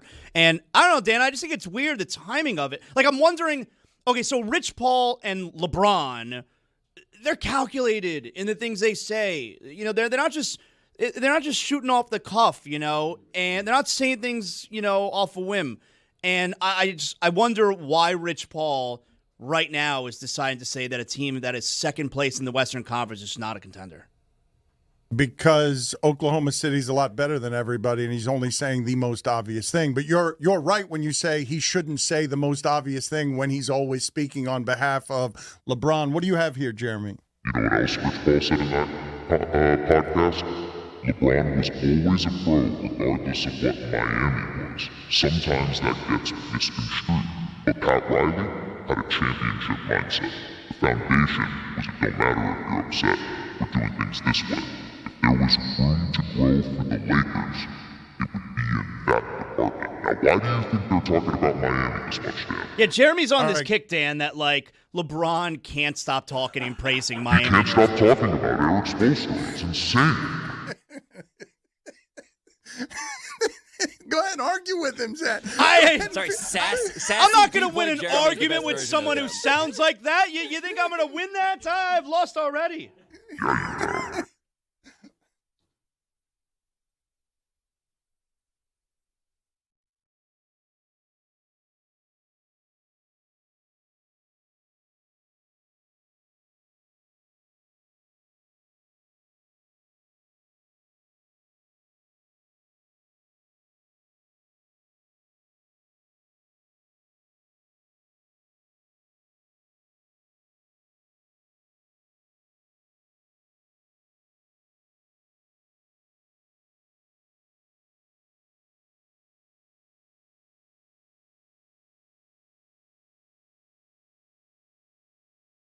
Your shirt off and using your body as comedy. You're going. That's Florida, bro. You're going maximum Florida, man. That's Florida. When did you decide to start doing that? When was it encouraged? When did that become your signature? The idea that you're up there just throwing your body at the people here in a tight pair of jeans, shirtless. I was. The jeans have gotten tighter the fat I've gotten. They weren't always tight. My daughter said Baby Walrus needs to move out of skinny jeans. I started doing it just to cheer myself up because you get on the road and do like a Thursday night and you'd be like, I got a whole weekend ahead of me. This is gonna be a long weekend. I'm missing my family. It's not sold out. So I would rip my shirt off and kill a beer to make myself giggle because I thought it was silly and to remind myself this should be fun. And then one night I was in Columbus, Ohio. I ripped my shirt off and killed a beer. And then something happened in the room and I forgot to put it back on. And one of the comics I respected was in the back and he was like, bro, you just did a whole hour with your shirt off. And how does this work with comfort with your body? Because not everyone can do that. You're the first to be doing that. Not everyone is comfortable enough with their size to be in front of thousands of people shirtless like that because it is funny. It's interesting because I have this reverse body dysmorphia. So like I heard a story, secret time. Obviously, I'll tell you, but secret time. I heard a story that Chris Pratt was a fat kid growing up and that someone told me like he'll always be fat in his head. No matter how great of shape he is, he'll always think of himself as a fat kid. I was in shape as a kid, and so I do not see myself fat at all. As a matter of fact, I think in Razzle Dazzle, I look low-key jacked. I think I look better than I've ever looked. My shoulders, dude, look at my shoulders. You are jacked. Oh, yeah. You got some cuts right there. You see it there? I mean, I'm feeling good. I feel great about my body. The new Netflix stand-up special, Razzle Dazzle. Oh, look at that! Look at that! Bert, stop making those Never show your belly button. Yes. Do that thing where you're... Let's increase your female viewers. Make your boobs move. This is a body you can get. Razzle Dazzle is the stand-up special. How old would you have to be? What is the age if I came up to you and said, Bert, you're not going to believe this, but the new movie, Machine, it's in theaters in May, and Razzle Dazzle, a Netflix special, is happening. At what point in your career, at what age would you have said, yeah, that's a possible dream? Oh, 50? Where I am. I didn't think any of that was going to happen. Listen, I got to be dead honest with you. I shot Razzle Dazzle in November, And I'm used to the Netflix specials, but with the Machine movie, that was sitting on a shelf. They weren't doing anything with it, and they weren't gonna release it. And it wasn't until I leaked it on Rogan that it got life. And so ever since it's got life, now it's got real life. And so I didn't think the movie was ever gonna come out. Dan, Bert's got me feeling confident. You know what? I'm going to join you, Bert, taking the shirt off. Wow. I love it. I love it. Well, I'm going to have to do it too. I too was ripped when I was younger, Bert. I have to do it. Let's all be. Come on, bros. Oh man, I don't really want to do Round the horn. Dude, you're looking good. The Mano Lantern. Thank you. Okay. Oh my Dan's God. doing it too. Dano. This is Take the uncomfortable. top off. Oh, jeez. All right, you are allowing us to be more comfortable with our physical appearances. I have to take off my nipple stickers. He's a pioneer and an icon. Oh, look at Dan. Mr. Nipple. Perfectly haired. Sorry, I didn't realize like a routine in here. Yeah, It's reverse body dysmorphia. Actually, it's a reverse body dysmorphia. It's a really weird time for Jessica to come back. Yeah, I was like, Jessica, do not walk in here. Hey, Jess. You like it, Bert? Get out. Beautiful. Absolutely beautiful. Why So are are you you. massaging? Andrew Luck making an appearance there. Bert, I do want to know when you were partying, the top partier at the #1 party school in the country. What did that look like? You're looking at Marijuana in the afternoon. Yeah. Around 4, Simpsons, fried chicken, and a lot of cocktails up until about 2 a.m. Then back to my place. Dope Campbell around 3 a.m. Joint set on the Seminole Head. I love you. And not a lot of sex, just dudes. The best 6.5 years of your life, Bert. How much public nudity was there? An aggressive amount. This is back before that was considered assault. You can't do that. You shouldn't be. Publicly nude is probably a bad idea, but this was a different time. I'm feeling assaulted right now in this room. I took a dump on a pizza box to win an election. Like I was totally naked. Like this is back when that was called provoking. That is a great sentence. I took a dump on a pizza box to win an election. By a landslide. I won by a landslide. I mean, that was Trump's platform. What can you tell me about being moved performing in front of so many people? Because the crowds now where you gather are enormous. They surprise me even as funny as you are. I'm telling you, I had a real moment in Boston. I had a real moment in Tampa at Emily, but I had a real moment in Boston when I walked in, and there's this old guy that's been working at the Garden forever, and I walk into my underwear, and he goes, "You sold it to the ceiling, kid. You sold it to the ceiling." And then I got a standing ovation, and I started crying. I was like, boom! It caught me off guard. Same thing happened in Tampa. Same thing happened in Orlando. I never expected any of this, man. At 44, I was fired from Travel Channel. My wife wanted to get a vasectomy. We were tearing down our house to rebuild it. I was nowhere. I got kicked off Funny or Die tour. I was making $2,000 a week on Funny or Die. Tom was making $20,000 a night, and I was like, that's my life. I got to accept it. Talking Sunset Gears with comedian Rob Delaney. I really am thrilled to be doing this, Rob, because I admire your work a great deal, and it's rare that I find somebody from afar that I've been wanting to talk to because their story seems somehow something even more admirable to me. Now, you might not view it this way. I don't know how much nobility you think there is in your story, but in watching the art that you've made and watching the life that you've chosen, it's sort of been a pleasure to watch your work grow and to see, the things that you are choosing late in life to do artistically. Well, that's very kind of you to say. Thank you, and thank you for acknowledging that I am late in my life. There's a refreshing honesty to that. I am 45, so I'm well more than halfway. 45 is late in life. I mean, I do think about it though sometimes. Though, like I'm definitely more than halfway done, and that's funny. Isn't that funny? How does But it feel to be told that you're late in life by someone who is considerably older than you? Who's a great deal older than me? It's strange. I wonder, does he know things about, does he have access to my medical file? Has he seen things that I haven't seen? I just feel like I feel through your art like you've lived more than I have. It's really what I'm doing there, in the having of 4 kids, in the choosing work-life balance, in learning life's lesson. I just think that I was atrophied as a as a young person. Yeah, I mean, I guess the things that that I've experienced that maybe most people haven't are, I did get sober 20 years ago after going to jail after a car accident that I was responsible for, and I've stayed sober, so that's been pretty cool. I've had the unbelievable good fortune to make a living in comedy, and of course I didn't for a long time before I did, so that was challenging. And then, but the biggest thing would be that my wife and I, one of our sons got cancer and passed away a few years ago. So those are the big things that I've been through that I think, are place me in sort of a strange minority.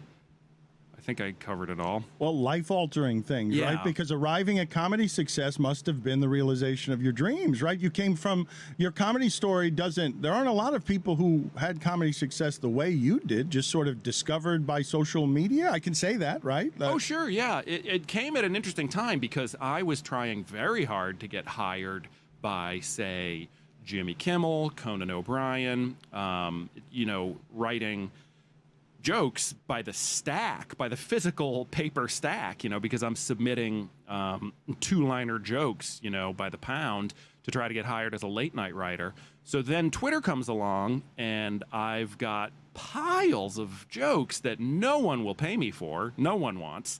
And I send them to people and they're like, no thanks, or these are great, but still no thanks. And so I had a place to focus this stuff. So it was sort of a right place, right time kind of a thing. So myself and, many other people around the same time figured, Twitter's not just for posting, recipes and, things like that. It can also be for jokes. And so I really lucked out that came along at the right time for me. Vision or happenstance? Happenstance, purely. So you don't have success in comedy? If not for that, you're just another rejected writer writing stacks of jokes that doesn't get an avenue towards success? Oh, you never know. I mean, I have a work ethic that I can at least say about myself. So, and I'm nice. I think that might be part of being sober and having success come a little later in life. But I still am as nice as possible. So people will rehire me after they work with me. So maybe I would have had success through both my 2-pronged approach of working hard and being nice. Because that goes pretty far, you learn, after some time passes, some decades pass, and people start to evaporate. Or you get the job of somebody who, talent-wise, absolutely deserves it more, but maybe they're a jerk, or they just forget to set their alarm, and then you get their job, and then, screw them. Your kindness is displayed in this segment where a 53-year-old man dressed like he's going to the Vans Warped Tour called you old. Precisely. He just said success later in life, and I let him slide on it. He just got done saying success later in life, and I'm like, so you acknowledge you are later than in life. It's sunset for me. I meant it. I think you finessed that answer out of him. I meant it as awkward admiration for this man has lived and learned and put down. I just see in your work that you've put down your ego, and it's beautiful to see art flourish there.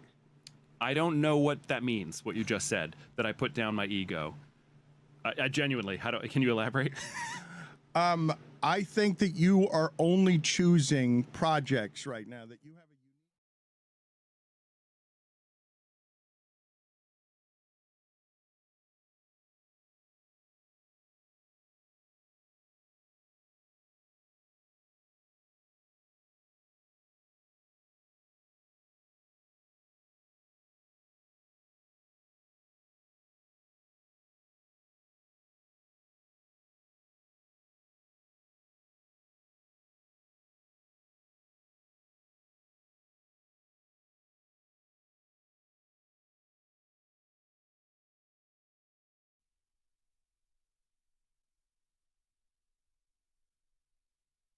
There is There's an uneasy tension that I have in this room right here. I don't know what to do with it. Perhaps these two men will sort it out. They will explain it to me. It's not the only tension we have around here because Nick Wright has something for Zaz too, but I've got to get to that in a second. Yeah. He's here. Nick Wright is here in our presence. Always happy to see him. He's doing so at a time he's got to feel very vulnerable because publicly his Kansas City Chiefs, after a run of dominance, have made him look bad, and they never make him look bad, and they've made him look bad here for a couple of weeks now. I actually think they've made me look great, Dan. That's not even the tension I'm talking about. We'll get to that tension in a second. Sure. Pablo just told me before you got here that I had lifted a ban. You were banned from this studio, and I didn't even tell him I'd lifted a ban. I didn't know he was banned from the studio. And so Pablo just told me that I Bigfooted him, that I sat in his seat, and I allowed you to come in. Big-butted my seat and Bigfooted I the allowed policy. you to come in here when he had banned you, and I don't know the nature of this ban, and I disrespected him by lifting it without knowing I mean, of it. if we're going to just get right into it, this could get awkward. It's already awkward. You're wearing a cardigan in my studio. I'd be careful on the my studio part in the room with Dan, but that's neither here nor there. I don't check the books. It's a fake ban that was done for internet applause, and that since this ban, here's the context of it. Pablo invited me on the show along with Wilds. We came at our own expense, mind you. Created what I think at your own expense. Did he not send a car for you? Of course not. Did I send a car for you today? Yes, of course you did. And so that's but that's fine. It's no problem. I'm just impartial as a journalist. I wouldn't pay. Yeah, Wilds and Pablo are longtime friends. Pablo and I are longtime acquaintances, and so we came, and it was. I don't want to call the experience unpleasant, but it was so fun. I came in and Pablo's like, "Hey, remember this thing you said to me at a Christmas party once?" And I'm like, "Not really, but I guess this is where we're at." Whatever. It was content. It was fine. We did it. Pablo then asked, texted us again, like people liked it. Come on again. And I kind of put it off. And then I came on your show and I think I made fun of him a bit. And then Pablo did a thing with Katie Nolan where he's like, Nick Wright and I don't know, Liza Pippin or something, the two people who have been banned. He's like, he's banned. Larsa. Okay. And then post-banning, if I showed you the text thread between me, Wilds, and Pablo, it's a lot more, hey, you guys want to come on again? And me not replying, and Wilds, I don't know if he did it or not. And so to that, I would say it was a fake ban for internet applause, which it clearly was. And so I didn't feel actually banned from your studio that Pablo works in because I have been invited here before. Now, your great staff, when they asked me, they said, Dan's going to be in town. Would you like to come on? I said, of course, I'd do anything for Dan. That person, who I think does a great job, but I don't want to name he or she because I don't know if this person would want me to, said, just so you know, Pablo will be there. Is that going to be a problem? And I replied, I'd do anything for Dan. So there's the full context. I would say a bit of missing context is that Nick sucks up to Dan so hard that it's hard for me to parse when we are or aren't beefing. Because what I try to do is make sure that acquaintances can become friends and they can share in the, in the studio that, yes, Dan has fully fronted and paid for, but that I hope to return the value on over time. I think you're doing a great job. Every you. time I'm asked about the podcast, I say Pablo's doing a great job. It's not the lane I swim in, but I think you're doing a great job, which is another one of the reasons I don't want to come on, because everyone understands in the media business there is filler and killer. So I feel like when I go on Dan's show, that segment that day that I do, I'm part of the killer. Like, hey, highlights of the show. If we did a after action report, one of the highlights would be the hit with Nick Wright was really good. When Pablo's entire motif of the show is Pablo Torre finds out we are getting the NFLPA guy fired. We're doing the scandal in the NBA. At some point, I'm sure we'll get to the really shady solitaire business all his colleagues were in, but I know that's happening later. Then the filler piece of it is Nick and Kevin Wildes hang out for a bit. I don't want to be like that. I'd rather be on Pablo's podcast where like, Nick, we're doing an investigation about you. And we have some questions to ask. It's funny you request that. Yeah, go ahead. No, I don't want to spring in a manila folder open full of your poker history. I don't want to do that. The thing that I object to... Because you don't have it, but go ahead. Yeah, please. Well, you're not daring him to find out about you, are you? I was a dare. What I am saying is I have led my life from the creed of don't send this text, don't be in this room if you would not be okay with it being on the front page of the New York Times, and I stand by it. So yeah, I mean, I am as all of my vices, foibles, anything the public has seen. So I am a man without the skeleton. So yeah, you can do whatever you want. He's also, though, self-aware enough and transparent about where his ego resides that he did just tell you to your face he's not filler. He's not someone who comes on to someone else's show so that you can have an easier show that day and get on to what it is that you do. You actually want to do. You want to do investigations. But those take a lot of time. I object to filler being the characterization of everything but the investigations. I love when my friends and acquaintances and new friends can come on the show and have a fun time. And I think that what Nick has done inadvertently is characterize the entirety of what is a non-investigative episode in our industry as filler. That is, you're referring to an entire genre of people talking as filler. Well, but he is also telling you, I star or not at all. Like, I'm going to come in and be the showcase of your piece. He did have a rhyming phrase to describe the philosophy, so I do understand.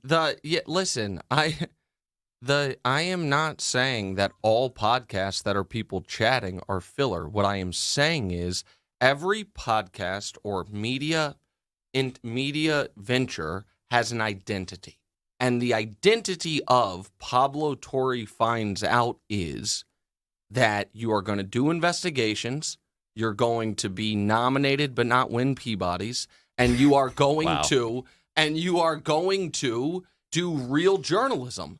That is I'm sure the lady who did Serial would be a sick hang. But if it's like, hey, in between figuring out what Nick Wright Adnan become did, the good hang arbiter? How did Nick walk? Good hang off. I'm not saying that. What I'm saying is that person, if they were like, hey, in between Adnan episodes, we'd love some LeBron takes, I'd be like, I think I'm going to pass. I don't think that's what your audience wants. But I didn't ask for your LeBron takes. I think, look, I at the risk of being too real about this, I don't want to talk about my show this much, even though Nick had previously said in one of his very kind interviews with Dan that if he wanted to do journalism, he could do absolutely everything that I had been doing, which is a thing that's on tape if we want to play that at some point in the proceedings here. I don't know what he's talking about, and he hasn't prepared our production staff for what that is, so they're not going to have it instantaneously. That's fine. I'll just recreate it.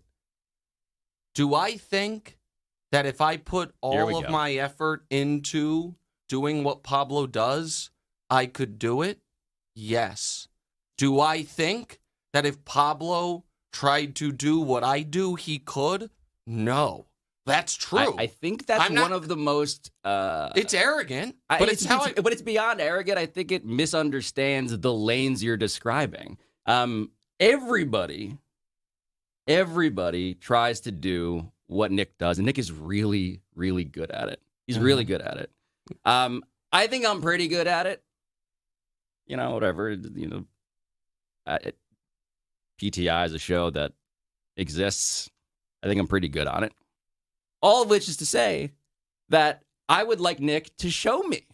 I do the thing that Nick does, and I do the thing that I do. Nick talks about wanting to do the thing, or not wanting, but if he were to hypothetically try. No, but it's so... I have no interest. But it's a take with no teeth. It sounds like you're a little afraid to try. I have been trying to do all of this stuff. I hang out with my friends, argue about sports. I investigate people in the Epstein files. Nick Wright, as far as I can tell, kind of does one of those things. It sounds like someone says, hey, here's a crocheter. And I'm like, yeah, I think I probably could do that. They're like, why don't you? It's like, because I don't want to. I have no interest in it. I am not denigrating. By the way, you just compared me to someone who crochets. I just want to make this clear. I don't think it's easy what you do. I don't think the fact that I can do it is a testament to that it not being difficult. It's a testament to what I think my own ability and intelligences are. And again, I said this was going to get awkward, and I wouldn't. I think the fact that you just called it a fact is a testament to what your skills are. Jack. What do you mean? You said the fact that you could do it, and you entered that into the available evidence as if that is not a disputed characterization. And then you just steamrolled into whatever it is coming next. You are saying that facts are not facts when you say they're facts. Pablo is accusing you of thinking that facts are not facts because you have said you simply can do what he can do. You have no proof of that. Before I go any further, put it on the poll at Le Batard Show. Who's a better hang, Nick Wright or Pablo Torre? And I don't want this conversation to be the evaluation of my ability to hang. I'm embarrassed by my participation in this. I need an independent arbiter here, please. Amin's going to be on Pablo's side. I would hope so. Well, I just trying to figure out how we spent 15 minutes talking about this whole. Did I miss it? Did I miss it? Did I miss Jess's hit? Did we trade Tyler Herro yet? Did I miss that? Am I on time? Did it happen? Where did he come from? I thought he was going to be yelling about Notre Dame earlier in the show. Where have you been? I had a dance recital for my daughter, but I left early because I remembered Jess is on. I can't miss that. All right, you can talk to Jess in a little while. You have not missed Jess. She will give me nothing, but it'll be all right because I'm here. Please, somebody send him out Go of the room Canes! so I can get back to the awkwardness between Nick and Pablo. I mean, you were saying before Mike thundered in, you thought this was a bad use of 15 minutes of our time, of Nick's time? I won't lie. Like, the beginning, I thought, this is a fun little bit, right? Then I looked up, and it's 10:47, and we're still doing this? I mean, all right, guys, let's move on. Let's talk about other things that have happened in sports. We've been doing it for months. Look, this is an interesting. The reason that we'll get back to sports in a second. Nick's got plenty on that subject. The reason that I find it interesting, though, is because you've got two of the best in the. The Pirates and left-handed pitcher Gregory Soto are in agreement on a 1-year, $7.75 million contract. Sources tell ESPN. Soto, 30, had a 4.18 ERA in 70 appearances for the Orioles and the Mets last season. You've got two of the best in the business, and they do very different things. And I believe that Pablo's a little bit insulted that Nick doesn't totally love the thing that Pablo does. No. It's not about whether Nick loves it. It's not about whether Nick loves it. It's whether Nick can do it if he really tried as hard as he possibly could. And this is where, and again, this is where we probably. Okay, I mean, this is where we probably shouldn't go. But we're here, so I'll just land the plane. My argument would be, this is mean. We don't know whether or not I can do what you do.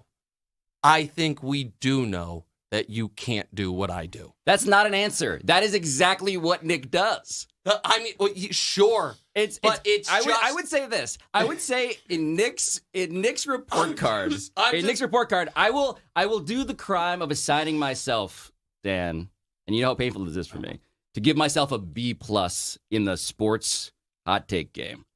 They do great inflation at the Ivy League schools, don't they? They really do. I will grant that is what my 13 years at ESPN has resulted in, is a B+, which is a horrifying concept to me. Nick can get an A, and you know what? I would say Nick is one of the best at making it seem like things that are not facts are facts. It's really a skill.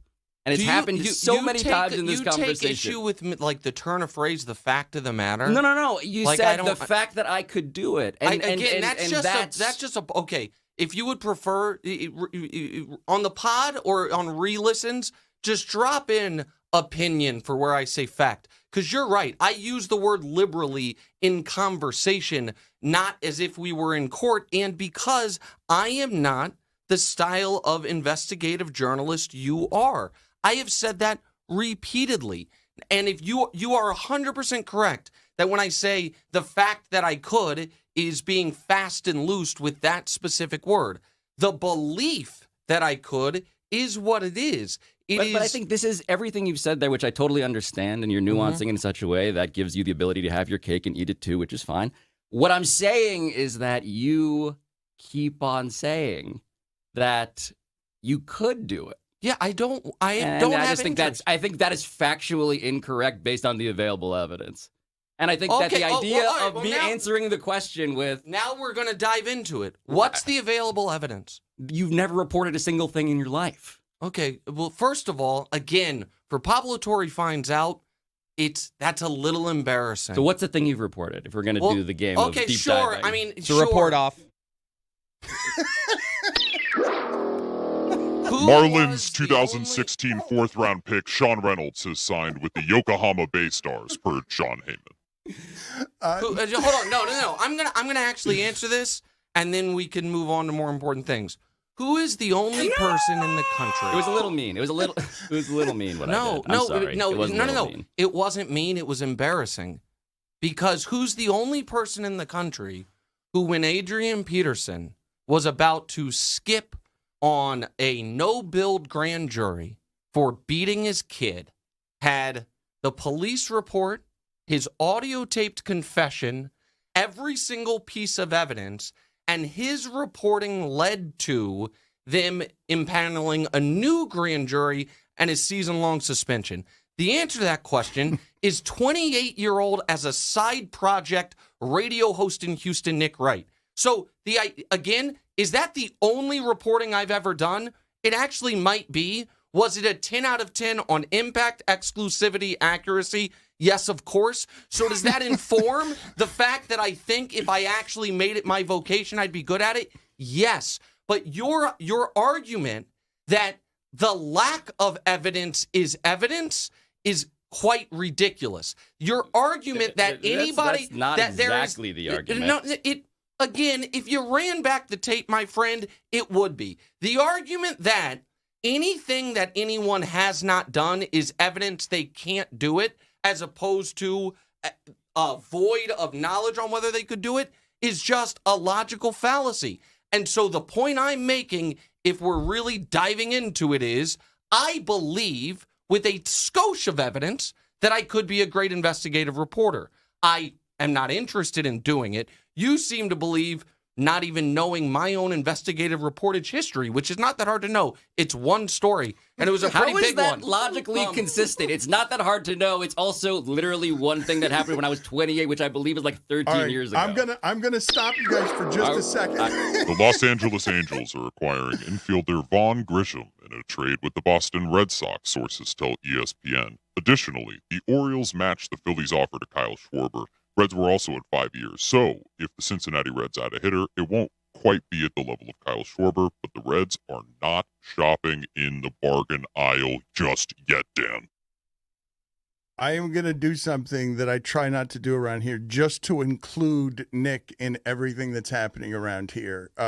Jeremy and the shipping container have a device they've been using to try and run me off of subject matter that I've been talking about for 10 minutes too long. The entire time you guys have been talking, I have been smiling at the genuine awkwardness of it, but also I've been getting running commentary in my ear from the shipping container and an exasperated Chris Cody who's wanted this to stop for 10 minutes. I trust the judgment of Pablo and Nick better than I trust that room's judgment, but they've been sitting here. Closer Kyle Finnegan and the Detroit Tigers are in agreement on a 2-year, $19 million contract. Give pending me the commentary from the room so that Pablo and Nick can get your assessment of this segment, which is good. I don't care what you guys The last think. 10 minutes felt like at Radio Row when Gary Vee and Rob Riggle just talked to each other Oh, for I 10 minutes remember on our that. show. That was fun. They were on as still guests. talking about that great interview from how many years ago because of how good it was. Oh, just enough, guys. Jesus. Let's move on to sports topics. Thank God. I think I'd rather hang with Nick. Oh, yeah, he seems like How a great man. surprising. I mean, How surprising. That's just a Rorschach test for what you enjoy. Of course, Pablo's a great hang It's a for certain Rorschach groups. test. I'm a great hang for certain groups. You're both great hangs. The Rorschach Neither off. one of you better than the other. Better than the other. Get the still images, please, of Nick earlier this week, giving the people what they want, which is his national and international tiers. Were you brought in on a gurney? What happened? I was brought in on a gurney. Then I pulled out a Newport 100 and tried to smoke it, and Wilds correctly said on the air, I think that's been frowned upon on television for 50 years. And so this is the man you bring into my studio. Yeah, that's uncalled for, guys. That's This is the journalistic objectivity you bring into my studio. no journalistic objectivity, just entertaining on TV. And so